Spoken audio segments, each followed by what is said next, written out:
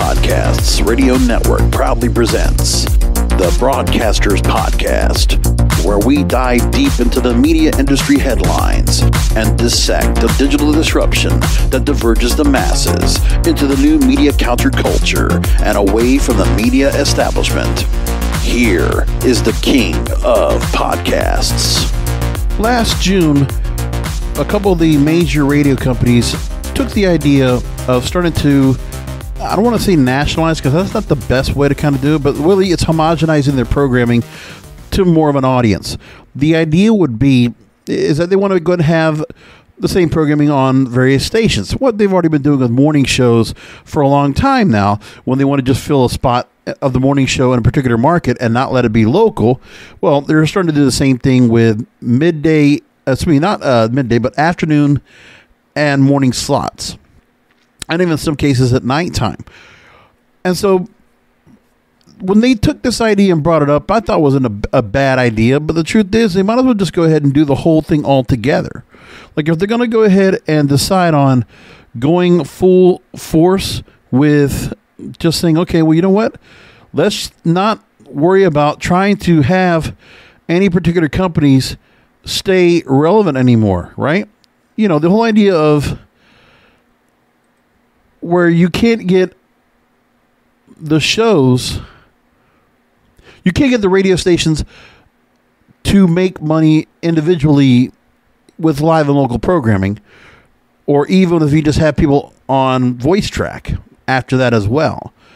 My contention is that if they can't do that, then why don't they just go ahead and just take the idea of just not even bothering with it anymore? Why don't they just go ahead and take the idea they had and just run radio as they want to? Just go ahead and just say, okay, you know what? You guys can't make the kind of money you did before with what you're doing.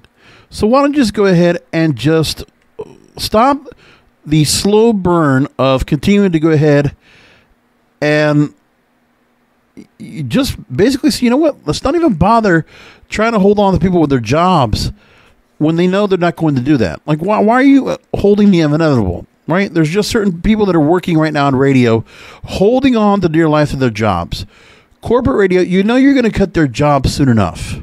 That's all you've been doing this whole time. Even with all the work you've done to work on things, it's just what you're going to do. It doesn't really matter. Now, it goes back to July of last year. I actually talked about how radio syndication is spreading past morning shows. And I took a story that came up talking about radio syndication spreading past morning shows, looking at the response to Audacy's new top 40 radio strategy. iHeartRadio has already done a kind of a strategy as well. Those are the two stations kind of doing that same point. And Euphoria, which is the Univision style radio, also falls into the same discussion. So here's what I wrote about here. And I put this together and I just said to myself, you know, it still holds up almost a year later. The music business, especially in contemporary hit radio, top 40, is targeting social media, TikTok, and streaming with Spotify. That's where they're focusing a lot of their promotion and their new releases. Because of the mass audience those platforms deliver, and the mass audience creates royalties that pay labels and artists. It doesn't exist in FM radio anymore. When we talked about it this time, it was Olivia Rodrigo, and she had put out Driver's License. Then the album Sour came after that, and all of a sudden, it took a while for the machine of radio to go ahead and get behind her. Now, they're all on top of it. So she put on an album right now. The radio would be on all over this immediately. And there's enough word about her now. But she was a relative unknown last January. And then basically even last April. And so I said that her big hits were delivered to Spotify, not FM. It was quick, efficient, and productive. Now, we've talked about it as well, that the radio stations are not working with the record labels anymore like they used to, where record labels would go ahead and spend advertising dollars to promote their records on radio. They don't do that anymore.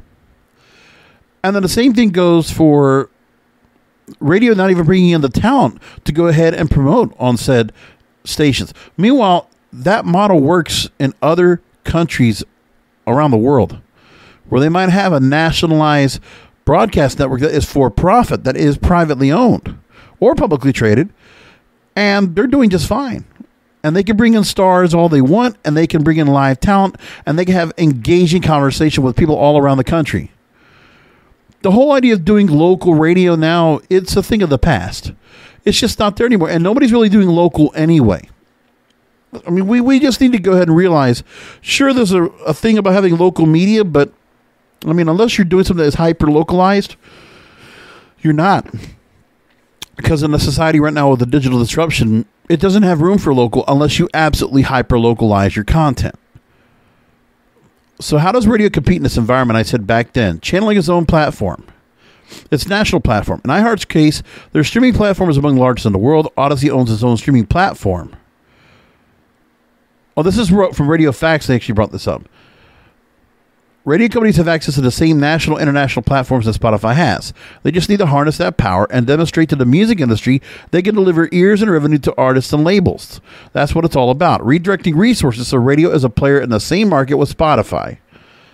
If you're a young fan, you're not attached to your radio like the way people were 40 years ago. You're online chatting with your friends, sharing the music, and engaging with the artist directly. You don't need a radio DJ to act as a middleman. You can speak directly to your favorite artists on Twitter. So the rules have changed, and radio needs to be in the process somehow. It's not that easy. It's going to happen if a radio station's only focusing on one market, because the music environment is much bigger. So that was a story that was brought up back then. RadioFacts.com. And I thought what the discussion was made was very good. Very poignantly made. And the story does continue.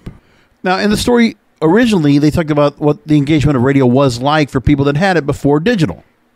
The same story talks about DJs used to be able to go move up the ranks of a radio station, starting as a part-timer, move up the dreaded graveyard shift, get nights or middays. Remember, we used to have DJs or disc jockeys or on-air personalities that were very entertaining and talented and could be quippy. They could be quick on the fly. They can entertain. They can be knowledgeable about music. They can introduce people to music. They are the DJs. And the reason is that they actually can be the people responsible for having new music being launched and new artists being noticed and getting the best out of a particular artist or music or whatever there might be to really enhance and humanize the music, humanize the artists, and give another level of appreciation to the music. That's what it used to be. But we don't have that anymore. This is an antiquated thought process here, of course. But what I'm saying is, well, I continue this theory here, is that you could do this again, what this article was saying. Originally found on radiofacts.com, but now found on fmuser.net.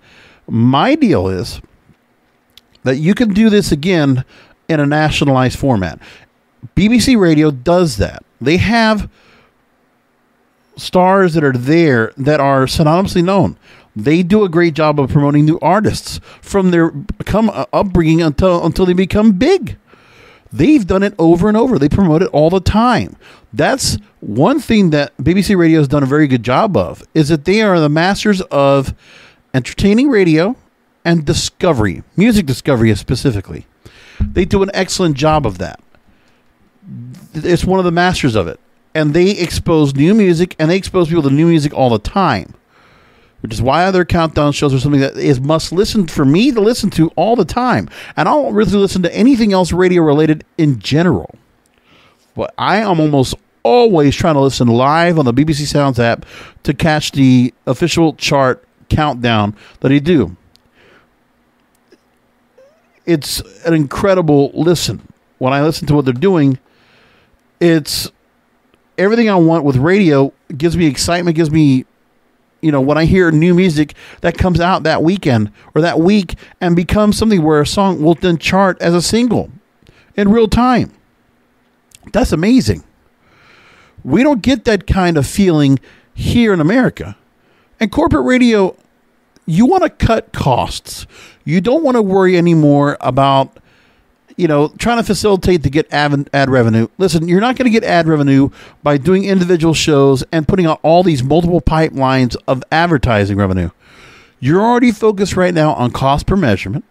You're already focused on getting national ads. And let's be honest, if you're going to run a 6 to 8 minute ad block in the middle of the day, most of those ads are national commercials. So why even bother promoting these stations individually when you're not making money off of them? The salespeople can't make money off of them, can barely get enough local advertising to help support and necessitate the need for a formatted radio station. Okay?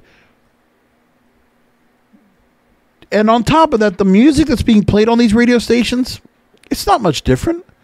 Really, from format to from every formatted station, small, medium, large market, there's no difference. And the truth is, you could absolutely do shows where it doesn't make a difference at all. I mean, there's a reason why certain shows are out there and they are syndicated at different times of day or night. And you can put them out there and people are going to listen to it. Well, why is Delilah so popular? And we've seen formats like this before. Remember when Z-Rock came out? When alternative music was starting to make its run in and everything was changing in the mid-90s. Same thing could happen here. The thing is that you can create formatted radio stations. There are not that many disc jockeys out there now that you have under contract that are really huge and popular and really have so much push. And listen, satellite radio doesn't get that kind of push. I mean, and also, you think satellite radio people are going to listen to that on a regular basis for that much money? You know they're voice tracking as well. They're not worried about doing a real-time thing. You can still have localized programming within. You can insert news, sports, weather, whatever the hell you want in a nationalized format. The BBC radio format for a corporate radio station, they might as well do that now. I mean, Capital already does that in the UK, and Capital already has a percentage stake in iHeartMedia. Why hasn't it happened yet? Why don't they just go ahead? You're better off nationalizing the format so that when everybody's radio station can be heard in every particular market, you know, loosen up some of the revenue that you have out there. You want to have local programming, then just have the local programming. Stop with the voice tracking. Stop with all that. Now, this is not a fun thing to say because what I'm proposing would really isolate a lot of good radio talent and they would lose their jobs as a result. Yeah, I know. But you know what? They're going to do it anyway. Would you rather stay somewhere in radio and say, okay, I'm going to stay here with low morale and I'm going to be working for the same amount of money forever and just hope I can keep my benefits? Is that really enough? There should be some of those jobs available in radio stations to keep them operating because you need to do that under FCC compliance. But then just do that. Don't bother operating radio stations completely in the whole idea that you're going to run it from there. Just satellite it, man. You might as well. The satellite music service was a thing that wasn't so popular before, but maybe that's because they didn't put the real kind of money or effort into it, and it would always be for older formats. Now, take the idea and nationalize it. You might as well. You're not going to do any better if you don't. I mean, just go ahead and do it already. It doesn't make any difference as to why you're holding back on in the first place. You might as well just go ahead and face the facts. I don't like the idea of them doing it, but what else are you going to do? I mean, if Top 40 Radio, if you're not going to do anything with it, country, they try to do Nash FM, but even then, it's like they were trying to do something to go multi-level in media with what they were doing, putting out a magazine and some other things out there. It's not going to work like that. These radio companies care more about the podcasting efforts they're putting out there because those are actually getting some revenue. So then stop trying to get your local stations to do something like that. Give everyone a real solid, nationally polished format of top 40, of rock or alternative, of country, and just go, or of urban contemporary, hip hop, R&B. You might as well just do that. Take those 4 formats right now, target to a younger demographic, and the Spanish contemporary formats. Take those 5 formats right now and make it where you have programming that's going to be ubiquitous across the board on all your major stations. Just put it out there. I mean, you already did it with Ryan Seacrest, but that's also not a good example because his show's not live to everybody.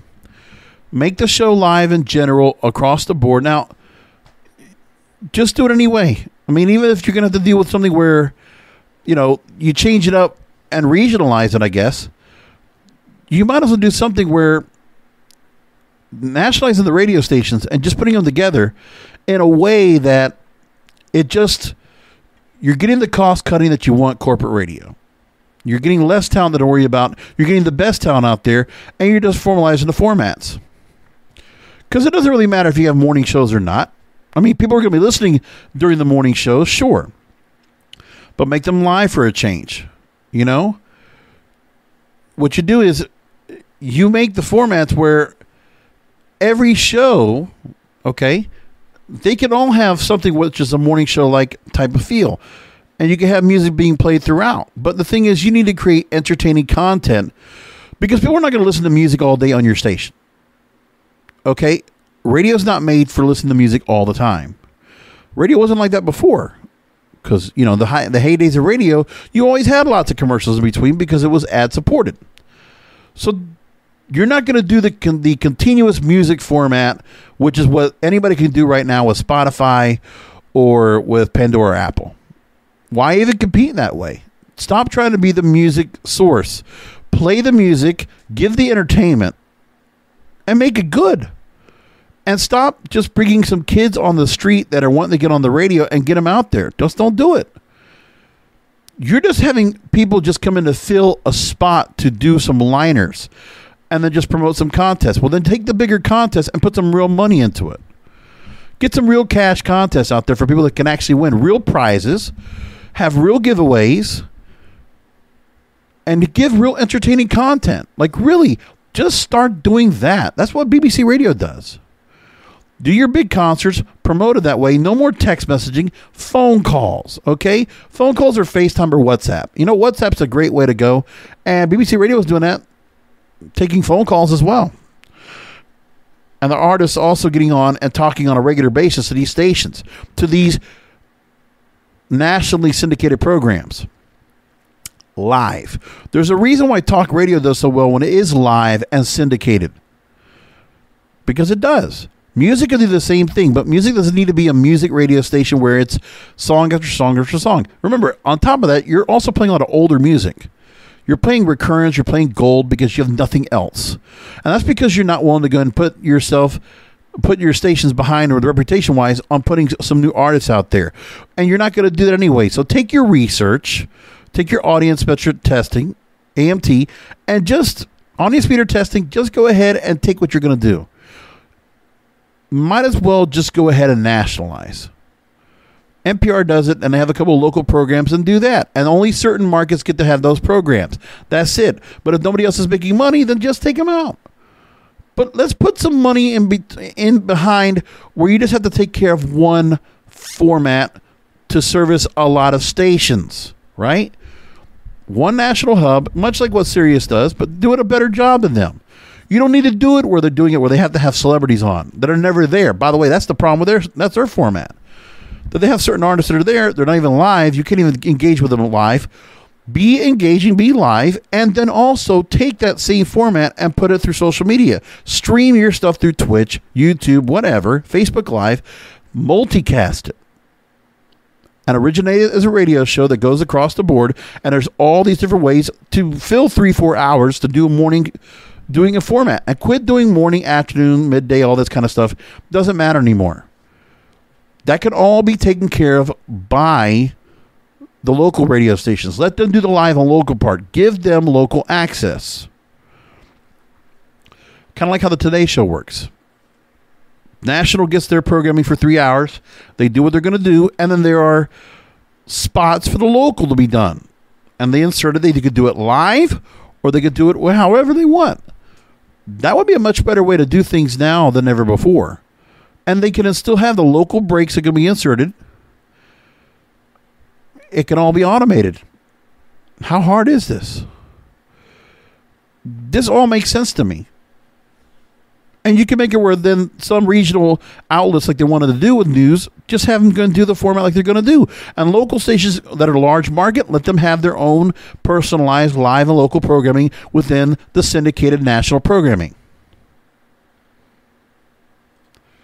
I don't see how it can be that hard to do. This is where I think things can go. And, if corporate radio is going to just sit back there and do nothing, then do this.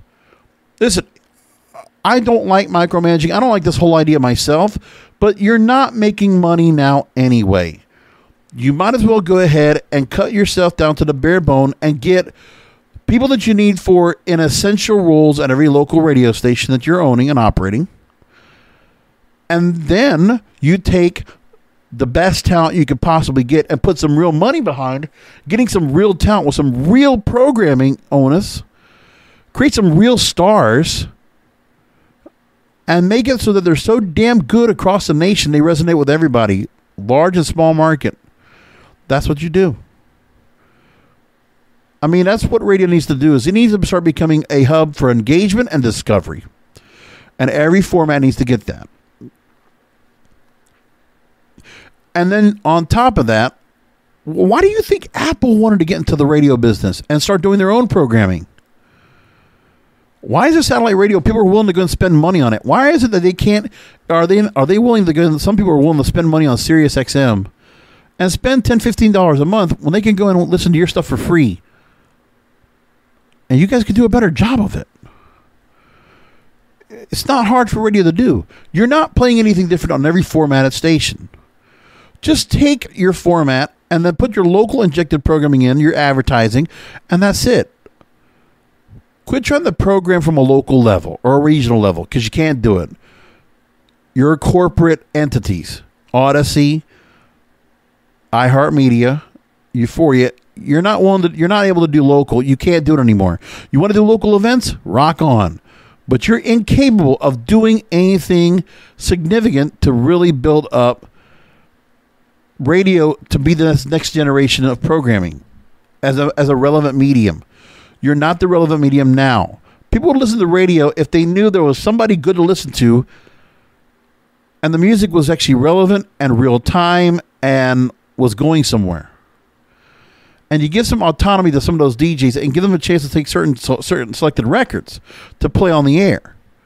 And of course, yeah, you got your format of what songs they could play, and let those stations determine in those cities what music is played. And then you lighten down the rotation of those stations as well. It doesn't matter if you're the number one music station in this city, this city, this city. I don't think anybody cares anymore, because you don't do enough promotion out there. You're not out there with your trucks all over the place. Radio doesn't do anything. I can tell you for a fact that there's a lot of times, and I bet you a lot of you out there, you don't even know who's on the radio now, who the lineups are. Could you honestly identify the lineups of any radio station you listen to now of who's on there on a regular basis? Somebody that's under 50 years old. Try it. There was a time where I could tell you the people that were on the stations that I was listening to growing up. I think about Power 96, and I think about, okay, it was Tanner in the morning, Kid Curry middays, Bo Griffin would be on. What was it? Yeah, Bo was on, I believe she was middays before Kid Curry. And then Cox on the radio. And then, it wasn't at night. It was not Tony the Tiger. It was somebody else. But I just remember they used to have times where you would know the disc jockeys, you would know the time shifts, and you know who to be on. But they don't have that here. But you can honestly put that kind of thing together. And then you don't piecemeal the format. You actually make it live. No more pre-scripted, pre-contrived content. The interviews are live. The music being played, the DJs talking, goes out live. On the fly. You want to put a 7-second delay on it? Go right ahead. But no more of this pre-contrived, pre-scripted, pre-recorded crap. No more of it. Because nobody's listening to it anymore. Nobody cares. And everybody has an idea what the commercial breaks are going to be, and they know what it is. Okay, fine.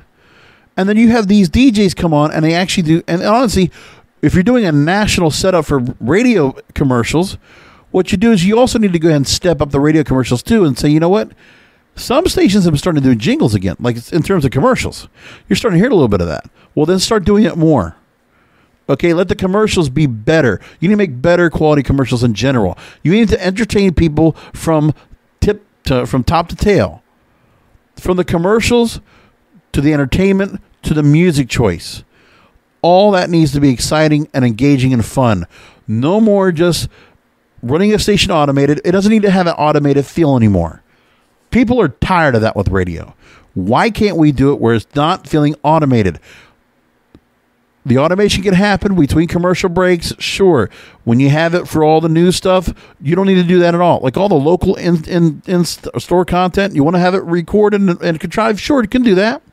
But give some time to do something. Make it good.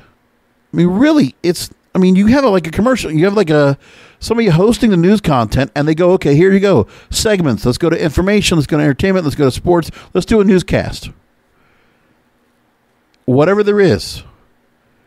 And then contests. Every station had contests. Do cash calls. Do whatever you want. Give away some money. So if you're not going to give money to the talent, because you're not willing to go and spend that much on talent, then put the money down and invest it in your audience. Buy them. That's what all the other stations used to do. They used to all have a promotional budget. You need to step up your promotional budget again. And you need to get your advertisers to pony up as well. You need to have stuff to give away, but make it from a larger set. Give some real vacations away. Give some real concerts away. We're at a different age right now. People can get onto a plane and go wherever they want. And you want to do whatever you want in terms of contests. Sky's the limit, but do it in a national format.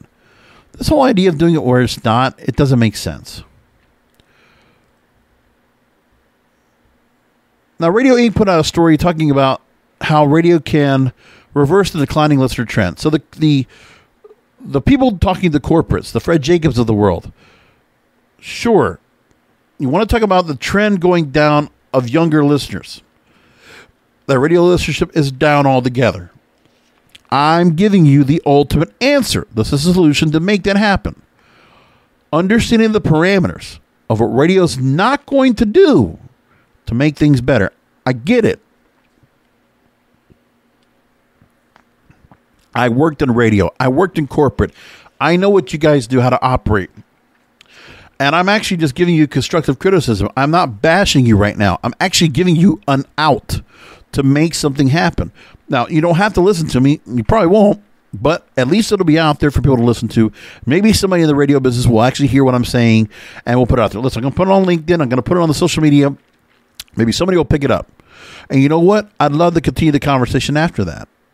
You can come talk to me. King of Podcasts. Hey, kingofpodcasts.com. I got a contact thing right there. kingofpodcasts@yahoo.com. And by the way, at kingofpodcasts.com, phone number, emails there. Go ahead. Email me. I'd love to hear from you.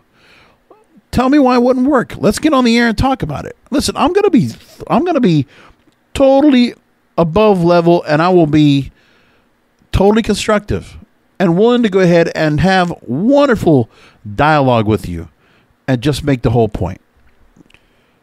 So these are the things that can be done. And I would love to go and see what happens, because if Radio Inc. and other radio outlets are actually or radio industry sources are really concerned about this, the industry needs something to build it back up. This is what can be done. They're going to talk about doing things when it comes to personality radio, sure. And I'm going to talk about what he's going to say here. That's okay. Somebody's thought about this, which is the best part. So I want to talk about this right now. I put my point across. Now I want to see what the actual corporate types are talking about as we speak. So the 2022 Jacobs Media Tech Survey reported that the trend line of radio listenership is down, especially with the younger consumers. So one of the people they talked to is a former vice president of programming for Cox Media Group. In my market, there's 4 radio stations that are in the Cox Media. That is 99 Jams, WEDR, WHQT, Hot 105. Those are normally top 5 formatted stations in the market. Easy 93.1, WFEZ, which is also regularly number 1. If not them, it's Hot 105. And I forget WLYF, Light 101.5. Yes. Or Light FM. Now, Steve Smith is his name. He recently co-launched a consulting group, the Smith Richard Collective. He's been floating a plan around to promote radio nationally. There are executives around the industry, they love the idea. We need to bring all the radio groups together and market local radio's true attributes. We have hardly touched on mass Q marketing for so long that familiarity of local radio as a whole is down, along with the AQH losses. And so in here, there's a flyer that he put together, this graphic, this visual, saying that let's remind people why they love the radio and what it offers that they can't get anywhere else. It's free and it's local. So he's talking about the local radio back, but he's talking about like a national idea. And he brings the point across and says that what if there was a place you could get real-time local weather updates, local traffic, entertaining local stories, and your favorite choice of music? Local radio helps you keep connected to your community, which is where I'm coming from with the live and local content. You insert that into a nationally broadcasted music format for whatever kind of format of music that station plays. Longtime radio industry consultant Mike McVeigh, who used to run Cumulus Radio Networks, he offered 4 ways that you can reverse the trend. Number 1, improve the listening experience. Fewer commercials. A lot fewer commercials, better produce sounding commercials. High quality production imaging. A digital stream that doesn't have technical glitches and doesn't play the same commercials or PSAs over and over or back to back. Technical sound that's worthy of audio CarPlay. Radio stations need not sound like they're broadcasting using a tin can and stream. That's how some stations sound over the air or online. Connectivity, be part of the community that you're in. Focus on what's important to people and their causes. Okay. Personalities that create loyal listening. You're not going to make all that happen here. Okay. It's not going to happen that way in a local form. This is what Mike McVeigh and these others don't understand. No one is capable of doing that. It's impossible. You're not going to service all those other radio stations by doing that either. It's just not going to happen. And then he says, be everywhere and be seen everywhere. You have to be known for something. What you are known for as a station being top of mind is important if you want to score in the ratings, and also important to win in the court of public opinion. The radio station that's most visible, providing you have great content, creates word of mouth. By the way, the money should be spent, if you're not going to spend it on the talent, because or the staffing, if you're going to cut all that out, you know, you have a couple of local sales staff now, you get the other sales staff out, you let them go. If there's staff that you're going to micromanage down to the level to do all these clusters of stations, okay, fine. If that's the case, you'll do that, and you'll bare bone every station cluster to where they're just, you have the facilities and that's about it. And then after that, you take that format of programming and you make a hub where all your programming is done nationally. And then you put real money into promotions, billboards, all that good stuff, commercials, and you promote these stations properly. You pay for advertising. You pay for social. You actually start putting money in. I'm telling you, if you did that and you cut your costs down to the bare bones and you get some real advertisers on board with some real money, knowing they're not going to have to worry about having to spend money on a particular station when they can just pay for the whole damn thing on one big money platform. Imagine if you started getting deals now where you're guaranteeing 100% clearance around the country for the ads running at the same time. And then the level of audience you're going to have at any given time for an ad. You can create a big value. And then if you have the talent that's actually there to go and promote and push your sponsorship forward, imagine what you're doing right there. And then the money that you're not using towards that, which you can save some money off of that, for you to go and do a real campaign of advertising regularly, and then you re-engage with the record labels and show them, listen, you're not worried about being on a station or a different market. Your labels or your artists, listen, they can go to New York, can go to LA, whatever, and they can come on, and they don't have to worry about being promoted at some town or whatever.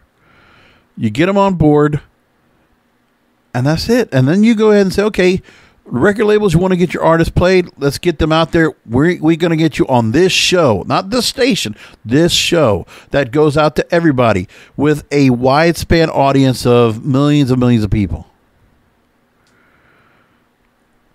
I mean, that's where I would go with things.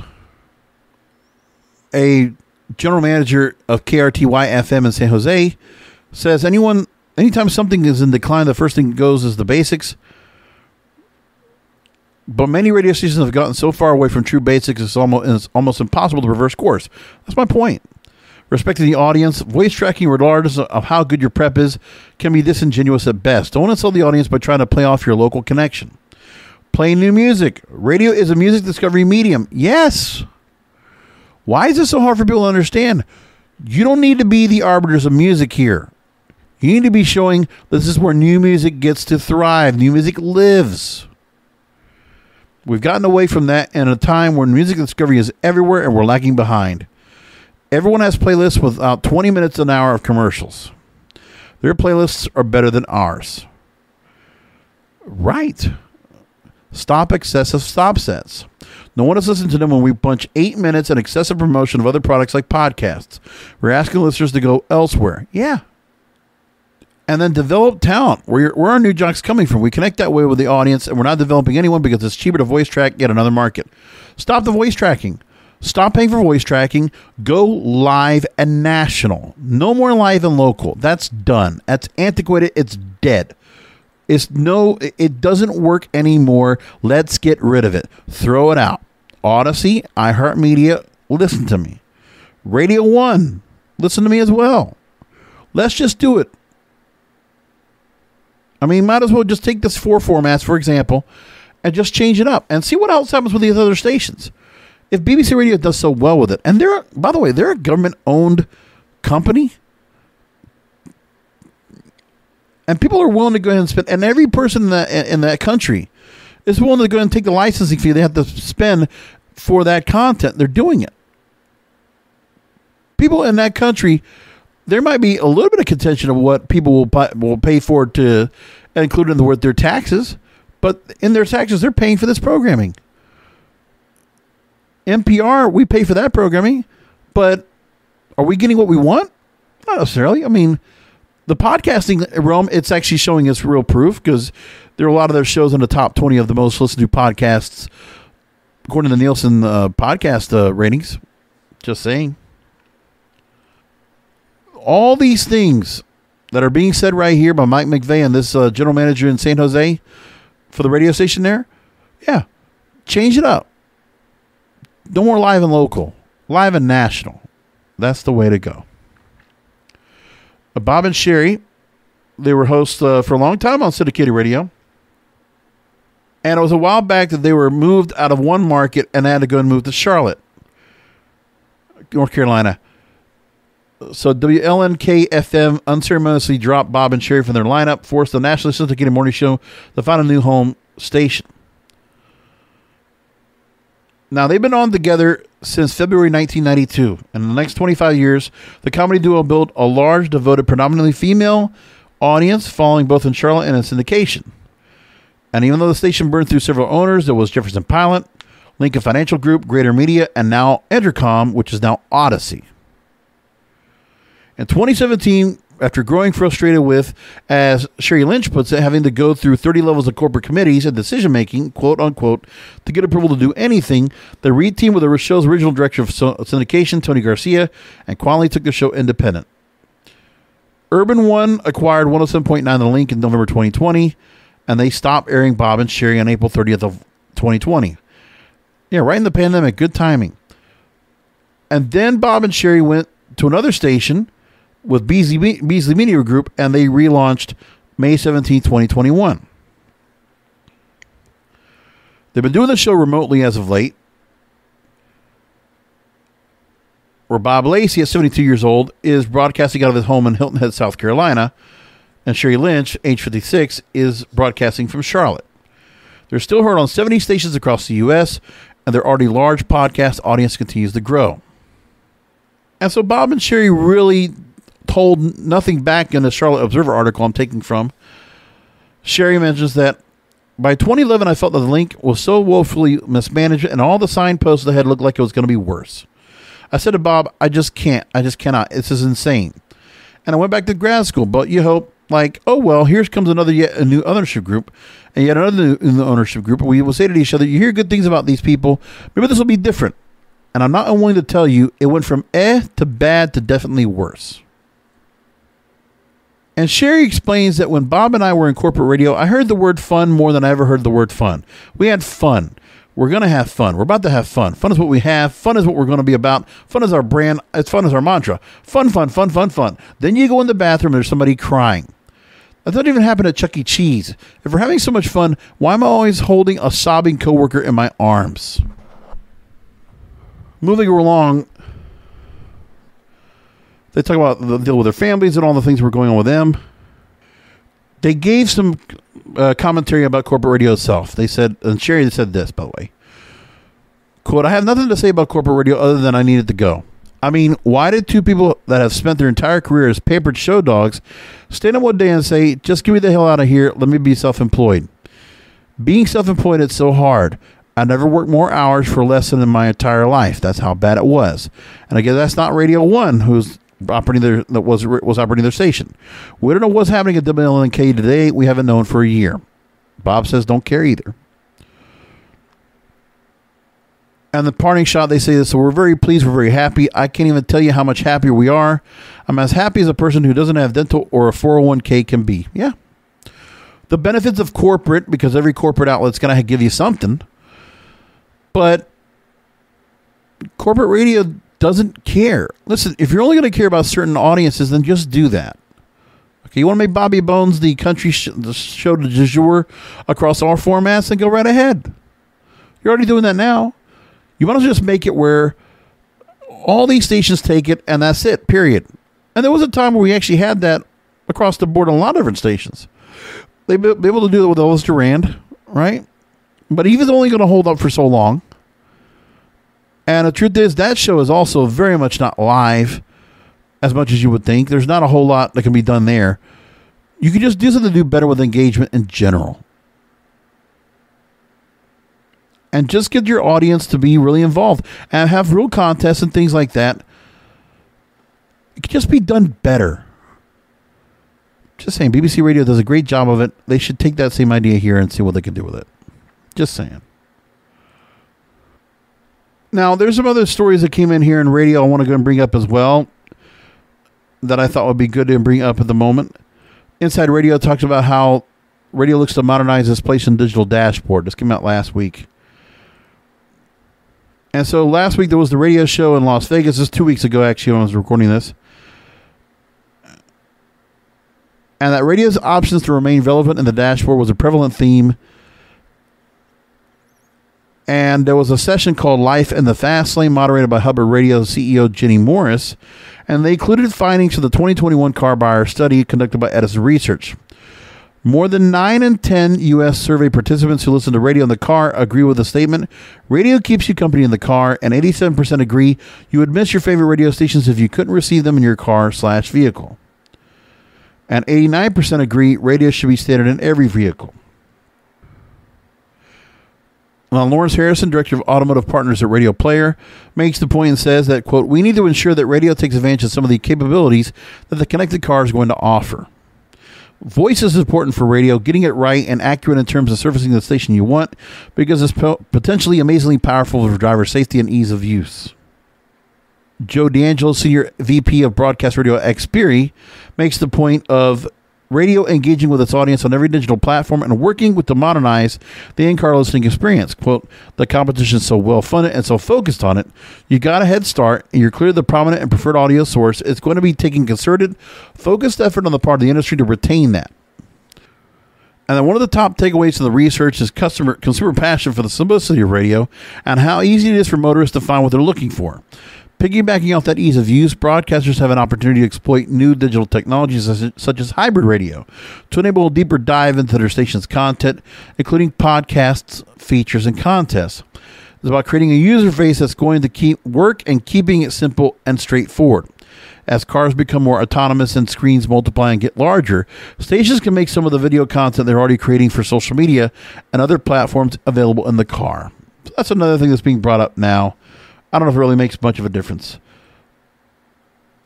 Sean Ross of Radio Insight also put a good, interesting article in about if you can only afford one local host, do this. And this is where Sean Ross follows my thought process in this. Broadcast radio was long past the point where 15,000 radio stations can be counted on to serve their local communities with the 7 best on-air talent available to them. At the same time, the industry realized that personality and localism were their best points of differentiation, even if they were unable to deliver it. So, looking for how that might viably happen, my thought was that there should be 2 things. 1, great national music radio networks, taking advantage of their bigness and not hiding their national radio status under poorly executed fake local content. Instead of the expedient myth of better local through national, why not just have better national radio? Bingo. Let me read that again. Taking advantage of their bigness and not hiding their national radio status under poorly executed fake local content. Right. Don't worry about being the morning show or the afternoon show or the drive time show for a particular market. Just put good programming across 24 hours a day. You can have people that are live broadcasting to millions at any given time to all these stations. Sounds like a good deal. When you look at BBC Radio, look at what they're doing. I mean, you think about, look at how much they have in terms of keeping, the audience engaged. The early morning breakfast, the midday show, all their specialty shows have on the weekends. They have millions of listeners on a regular basis listening and engaging at any time on their WhatsApp or their Twitter or whatever they're on. They're engaging all the time. That's what they do. We're not worried about the time and temperature, nothing like that. You want to do that individually across news information, then do that. But be a place of new music discovery. Put music out there, good, entertaining content. In between the music radio doesn't have to be just music. Music and radio can be together. To make radio where it is, like you said, better national radio.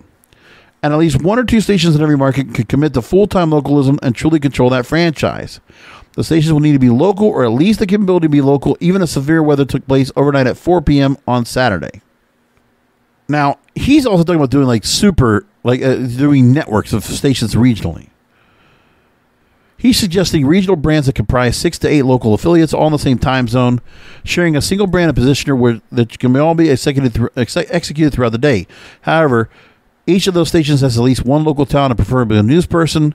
Each one originates one shift throughout the day, allowing the superstation to be fully staffed at all times, including overnights and weekends. Each host is heard on all 6 to 8 stations. Each host is part of the overall station air staff. And each host is originating from a local affiliate, and each host is transparent about where they are. They get their up to a city over the course of a day or week. Every market takes a lap in the relay. That's too much work for these big corporate outlets to do, I believe. And when you have a flagship station, you have it on the app. The broadcast frequencies of the branch offices. The station on the app may have a lower spot load over the course of the hour. You're encouraged to listen to the broadcast frequency not just for ease of use in the car, but when you want local information. What makes this superstation different from our current voice-tracked and nationally assembled radio stations is unified identity and commitment to personality.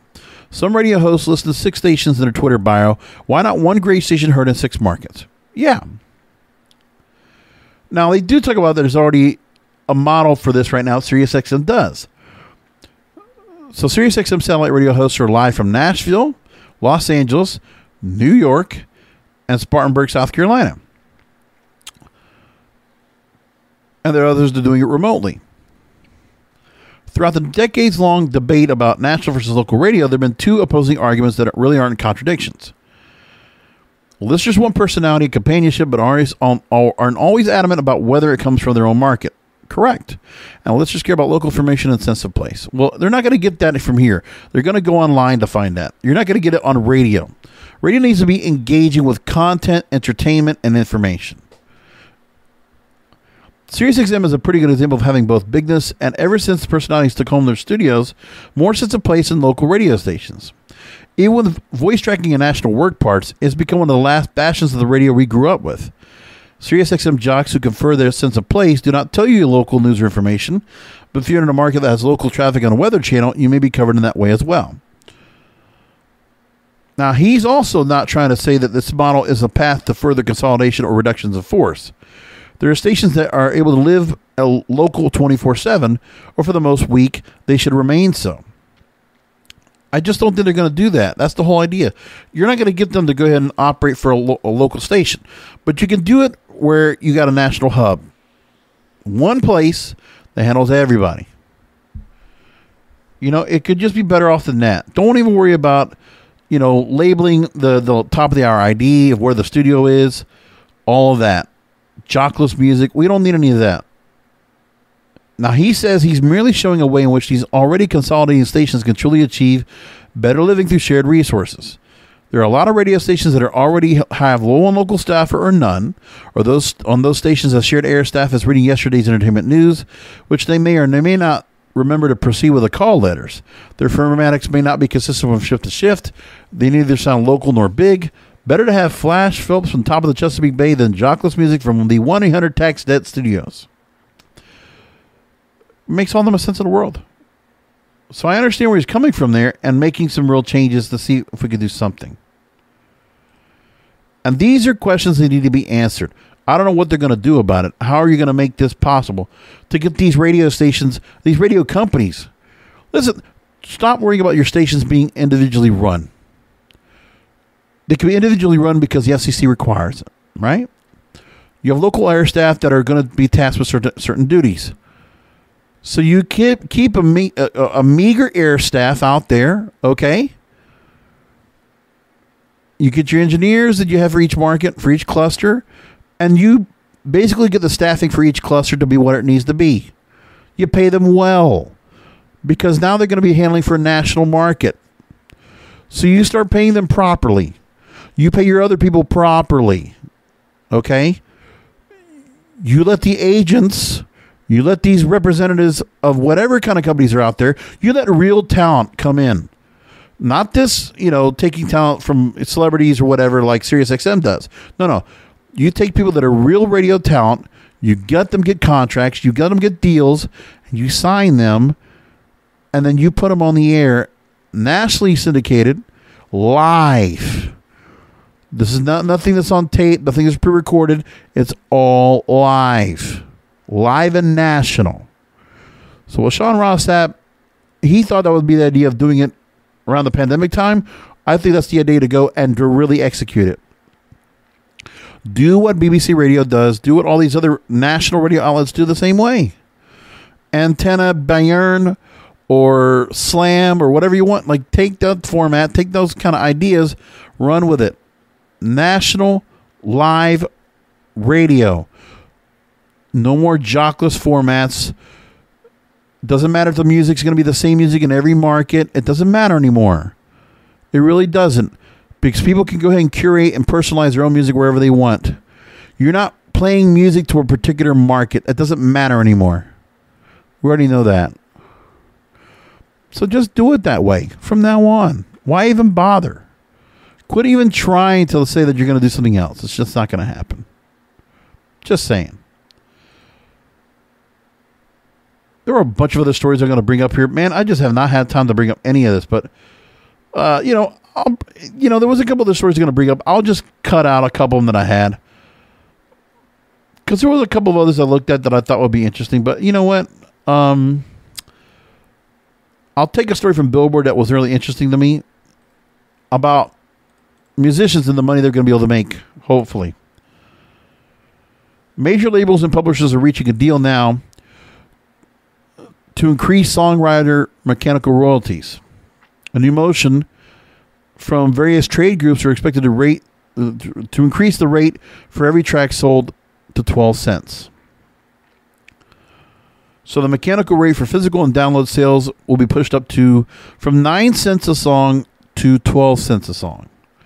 The settlement between the RIAA, Recording Industry Association of America, and its record labels, Universal Music Group, Sony Music Entertainment, Warner Music Group, with the National Music Publishers Association, the National Songwriters International Association, filed a motion to the Copyright Royalty Board. And they're setting the mechanical rates for the 2023-2027 term. So, yeah, I mean, these record labels, hopefully the money goes down to the artists. They're going to get 12%, as they should. 12 cents, per track. RI Chairman and CEO Mitch Glazier said in a statement, quote, after wide consultation with songwriters, publishers, labels, we're reaching a solution where we believe addresses the core concerns of the Copyright Royalty Board, judges, and individuals and organizations who shared their views during the proceedings. As a music community, we are strongest when we come together to forge lasting and sustainable win-win deals. For physical music, the higher rates would apply only to the new music that comes out during the 5-year term. And for physical music that comes out prior to the new rate remains frozen at the lower rate, unless an artist who are also songwriters have the clout to individually negotiate the higher rate with their labels. So an album that came out in 1969 would rate at 2 cents per track, which was the rate then, and those very same tracks could carry a higher rate when placed on greatest hits albums and other repackaged compilations, which is why they have them so often. With a multitude of parties endorsing the settlement, conspicuous by their absence from the endorsement list, how will independent labels react to the higher fees, because their business models are often more dependent on physical product than major labels?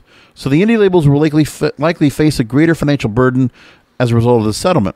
For one, physical is often quoted as 15% of sales across the industry. For some indie labels, physical can be 40% of revenue or even higher.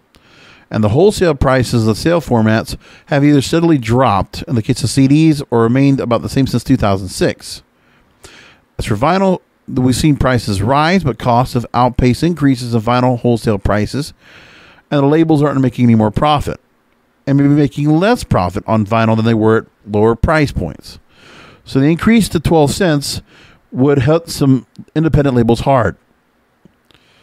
Of course it's going to do that, isn't it? These little nuggets of information we find out and we realize, the small guys get screwed. So keep an eye if independent labels is trying to do physical vinyl or CDs. And, if you are supporting indie talent, then do what you can to go and buy their product through CD or vinyl, to make up for it, or buy digitally as you can. But independents are never getting a good break at all when it comes to radio royalties, when it comes to what right here with the music and the mechanical rates. They're just not getting it. They're just not getting a break. But that's why there's things where, TikTok and YouTube and other places can help them recoup some of the losses they're making off of that, which helps a lot. Which is why I kind of like why TikTok artists are always getting recognized and noticed from indie projects, and then all of a sudden we hear the new songs that become viral on TikTok and they get charted. Hey, good on them. Doesn't have to be the big record labels that do all this all the time, All right, well, that's the show tonight. Thanks for listening in. We did all radio. We'll come back. By the way, I want to make a quick note before I wrap things up. I have renamed my When I'm Not Podcasting series to get this name, Depraved and Debaucherous. It's a new series, just renaming it, taking more of the content that I've done for the most part when it comes to dating, relationships, psychology, when it comes to various societal and cultural norms that I like to continue to track and chronicle on a regular basis, and just understanding that all of us in some way, shape, or form have a little bit of depravity and debauchery in us, and that we just need to accept that, understand it, and be aware of it more than anything else. And that's what I hope to give is awareness to everybody out there, especially the younger generation, so that they know what's going on. I'm going to leave it there. Thanks for listening in. Come back next week for the Broadcasters Podcast. And until then, remember that content is king, and the control of your content is in your hands. Thank you for listening to the Broadcasters Podcast. Find all the links to subscribe to the show by going to broadcasterspodcast.com. And don't forget to check out the King of Podcasts wrestling program, the Wrestling is Real Podcast, exclusively at wrestlingisreal.com.